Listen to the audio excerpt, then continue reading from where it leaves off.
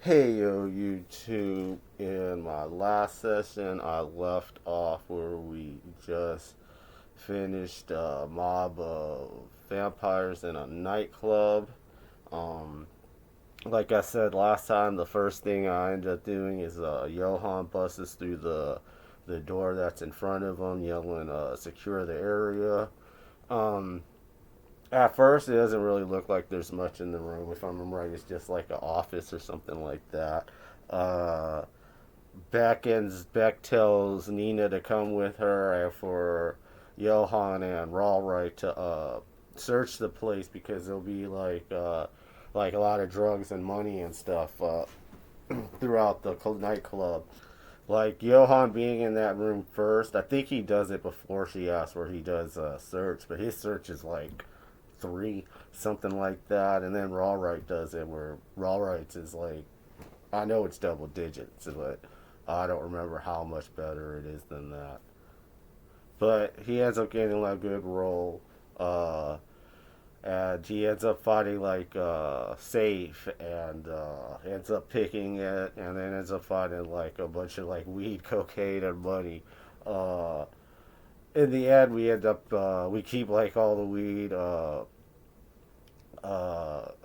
give up like half the cocaine. And I think all the like stacks of money because for us like paper money is useless. Like I know Beck and like raid the bar and stuff. I started asking questions like, is there a cash register there? Like we would probably be interested in loose change. Uh, Eventually the DM says yes, like there'll be one here and here. But eventually we get everything wrapped up when it comes to looting, and I guess we walk the glooms again and head back to the ancient vampire. Apparently her name is Sister Selema. Um, but we go meet her, tell her how it went. She ends up telling us that to find out what the door where the door is, we have to talk to this other guy called the Commandant, and I don't know if we're told now or if we're told later. Leads a group called the Night Watch. Apparently, he's the most powerful sorcerer in this world. And pretty much he tells us that he could tell us where a door is, where pretty much he'll take us through time because right now all the Wemics are extinct. And she tells Beck that she wants Beck to join her faction or whatever they're called. And whenever Beck finds out what we have to go talk to this guy, she knows he's going to do the same thing to her, which is something apparently she's been avoiding with both. But since she has the canister with the bug, she knew that eventually this would happen. So eventually we wrap up with her, and I ended up having a small session with my DM by myself, and I guess the storyline would have been sometime right after this or sometime before this, where Johan asked Beck to step aside with her uh, to get her by herself. At first, he ends up telling her that in his world, there's kind of a story that's the other side of one of the ones we just heard, where a group of heroes traveled into a future parallel or a future kind of alternate timeline of their own, and they end up killing like these angelic vampires, and he ends up asking, maybe do you? He's like, this is obviously alternate world of Midgard, but the question is it an alternate world of Mistral? And maybe you never left Mistral, and we're still here, and you've just been traveling through time. Uh, she thinks that there's something to the theory, uh, and to a point we talk about it a little more. Like I know we go back and forth about a few things, but eventually he gets to the reason why he brought her to the side, so cloak and dagger like, and uh, actually I want to say before this he asked like, tell me about Ruffalo, the vampire that got killed, and pretty much she says that they were homeless living off the streets together. I guess both got turned into vampires. I'm guessing separately. I'm not or if they met before or after. I'm not 100% sure on that. Uh, and she starts kind of going more in detail to Johann about her bugs, the black bells. Apparently, they're called the Cantoi, and she kind of says that I don't remember where she said she was at. I want to say she said she was inside a building, but at one point she ended up just like seeing a bowling bag and thinking it looked nice, and if there was a bowling ball in it, she could sell it for cash. And when she came over, she opened it up, and it was the bugs, and they ended up bonding with her. And like something about how the black bells have been missing for like 1,000 years, and the sisterhood of that ancient vampires are the ones that used to hold it, and they're not exactly sure. Like there's a piece of history and stuff apparently in this world that's missing. Like when I asked her about could this be Mistral, she's kind of like there's kind of gaps in the history, so maybe it's possible we're in Mistral. And she tells me the basic stuff like how the bugs taught her how to drain the aura from people, and she also says that her friend vampire learned the same technique from her. She said that after that, like he never drank humans again. Like he pretty much only did that or would feed off of animals and stuff like that. And it kind of says for the most part, before they learn this trick, what they're called are gnats. Usually those type of vampires are endlessly hungry and like they're constantly feeding and gorging themselves. Uh, and then Johann gets to the cloak and dagger stuff. Um, it tells them that like the Titans pretty much lays out the whole story where he came to this world through a vortex. We decided to go explore the vortex in this world, go through it, end up getting trapped. Have to could only go back through with the Manny and the dwarves, and they do like a practice ritual so we could find some of our friends. End up running into like he called it a machine, but it was a van where like a group of vampires were coming out, and and Craven does detect evil spell and senses something in the van and walks up and like he sees a lady in there and she looks at him, and Craven just unleashes his breath weapon, and then like the initiative Naomi and Craven won initiative, so he blasted his thing, and Naomi throws the thing because one of the hunter-looking characters is a vampire, and the one that Beck's friends with, and they killed him first round, and then they ran off. Then, like I said, I also tell them how I argued with them on continuing the mission or just heading back. She seems pretty upset by it. Like she's kind of like, I don't know how I'm gonna handle this and stuff. And if we ever run into the Titans, I don't know how I'm gonna react now. And the way things keep on going, it seems like eventually we will run into the Titans. But I end up telling her stuff I know that I knew it was wrong when they did it, and if I could have stopped them, I would have. I talk about a few other things, and eventually I tell her that because of the hags, I'm gonna have to make contact with the Titans. Uh, do you think I should say anything? And at first she's like, I don't know, make your call. But by the end, she's like, it'll probably be best if you said something to somewhat smooth this out before anything ever happens. And like she even says that from what she could tell, if the Brotherhood of the Lion and the Band of Titans fought, the Band of Titans would wipe them out, which is pretty much true. They got like 5 to 7 levels on them, with the exception of Johann. And again, there's a few things said back and forth. It wasn't a short conversation, uh, but then we wrap it up. I also actually did a few things with Smite that night too. So whenever I talk about the Band of Titans, I'm probably gonna add that in like I added this. But so the next day or however much longer later, we start walking the grooms to talk to this Night Watch group. Uh, I want to say the DM says we walk so long we have to take a break or we have to come out of it for a while. And we're traveling through it, and the DM puts up a map, and it looks like we're just like in a city street. I point out that it looks like we're on, those kind of like bridge roads, those like roads that are like kind of in the air. Um, I kind of point out that in the map it looks like that. It looks like we're kind of on like a long bridge thing. And like the DM's like, yeah, it does kind of look like that.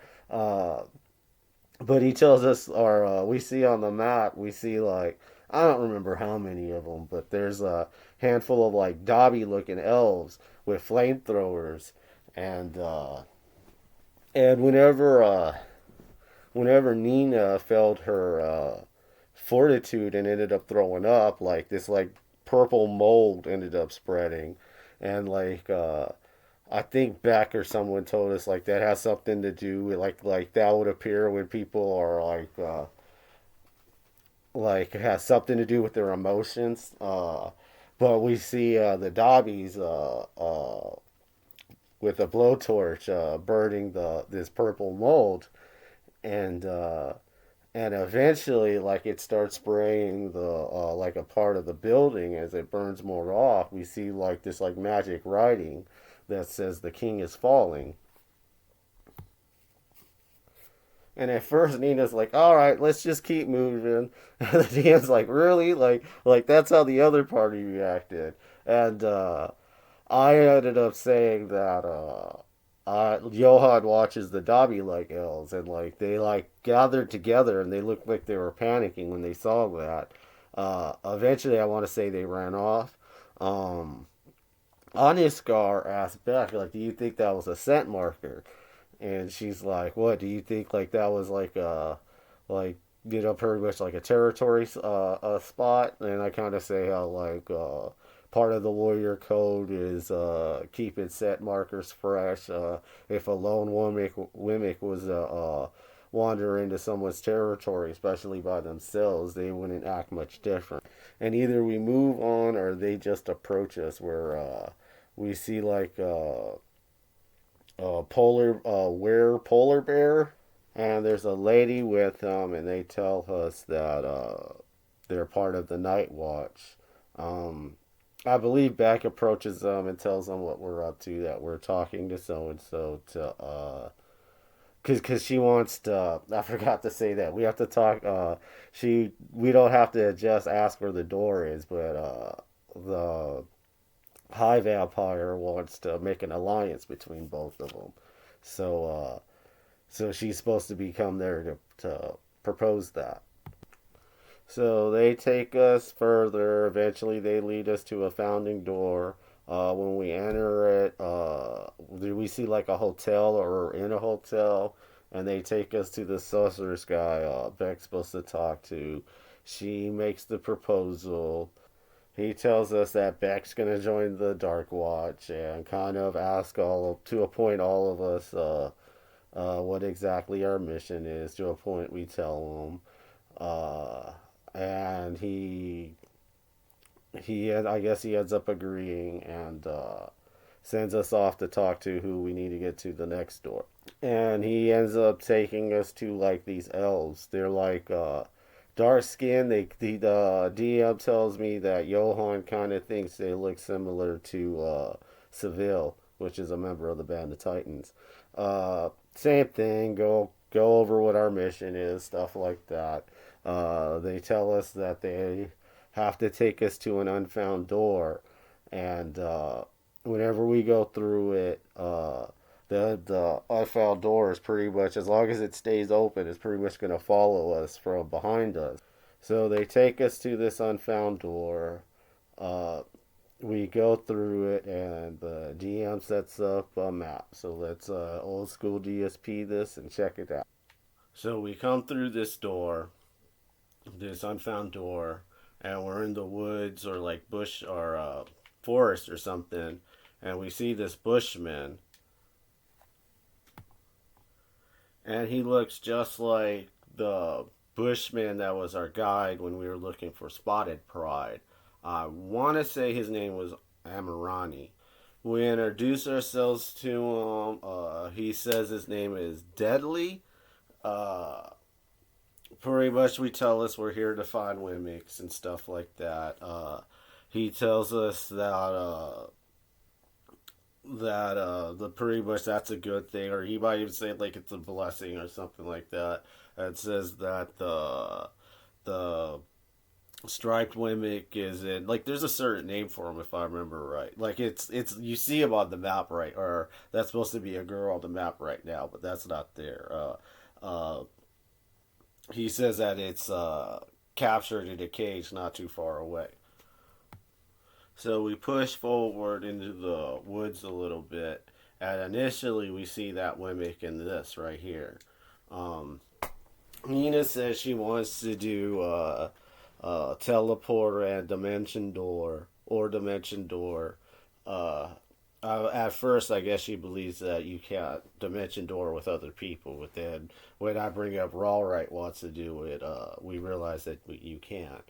Uh, but like I said, she talks about this plan, and then she ends up making a telepathic link with the Wemic, and they start talking back and forth. Eventually, um, like I said, Rawright ends up asking, like, do you think she'll be more trustworthy than me doing it? Because I could also dimension door, and him being a cat person and stuff, maybe she'll be more comfortable. Uh, and like at first, like Nia's like, "All right, go ahead and do it," and I'm like, "Well, that's not really planned out." And like, the DM's like, "Yeah, y'all haven't finished your conversation yet," uh, and uh, and like I said, there ends up being a few little disagreement on whether or not Dimension Door could take someone, which it can. Uh, and like I said, Nina continues to talk to the Wimic, and the Wimic tells us that there's another Wimic inside this bunker thing here. And after she says that, and Rawright says, if we gotta fight him anyways, I don't want to use the spell slot. Uh, and Nina's like, get in there. And I'm like, no. And then Nina ends up doing it herself. And goes in there, teleports in there, teleports out of there with them up to there. Uh, and I'm like, well, we just lost our surprise round. But Nina starts talking to the Wimic, and the like pretty much I don't remember if the Wimic or the Bushman tells us that they have like an alpha, and pretty much they'll do whatever the alpha says, whether it's good or bad. Uh, and Nina's like, he'll come out. It says something about him coming out, and like the Wimic's like he never comes out, and he's like, or she's like, you just disappeared. They'll definitely come out. And this is like 3 in the morning. Uh, and it was another one of those times where I felt like I knew we were going to get into a fight. So I wasn't trying to wait or see what happened. So whenever the DM says, what do you do? At first, I think I asked her, like, the Wimic's in there or in the bunker. And I point towards it. And then the DM's like, what do you do? I say, I charge the bunker. And then it's another one of those where I end up rolling initiative before the DM tells me to roll initiative. Uh, but yeah, we start engaging. Uh, since it's four of them, it doesn't really take long. Like, I was expecting the DM to bring more out after these four got killed, but it didn't happen. That might be because it was late, or it might be because we weren't supposed to fight them at all. I'm not 100% sure on that. For the most part, there ain't much to this fight. We pretty much overwhelm them. As the last few rounds ends, all of us position ourselves like this. And once when the last thing gets killed, the DM wraps it up there. And I end up asking the DM, like, technically, are we still in battle? And of course, Nina's player's like, everything on the map is dead. I'm like, are we still in initiative? And the DM was kind of like, we'll see. He pretty much kind of like keep track of your hit points, stuff like that. Future predictions. Maybe that door's gonna open. We're end up gonna talk into the alpha instead of fighting them. Kind of doubt it, but maybe. Uh, Uh, if not, yeah, end up fighting, raiding inside, getting the Wemic, and also, like, I know one of the things I want to do right off the bat is I'm gonna ask the Wemic we already got if they want to stay and fight or go through the door with Raw. Actually got again, just like last video, our game is later tonight. Technically, regularly it would be in like half hour to hour or so from now, but Nina's player said they were gonna be late, so we'll see. I'm gonna see if maybe the DM will let me do some stuff with Smite, just like I did the other day. Um, if you want to find out what happens next, watch my next video. If you want to figure out this whole story, watch all my videos, and check you later.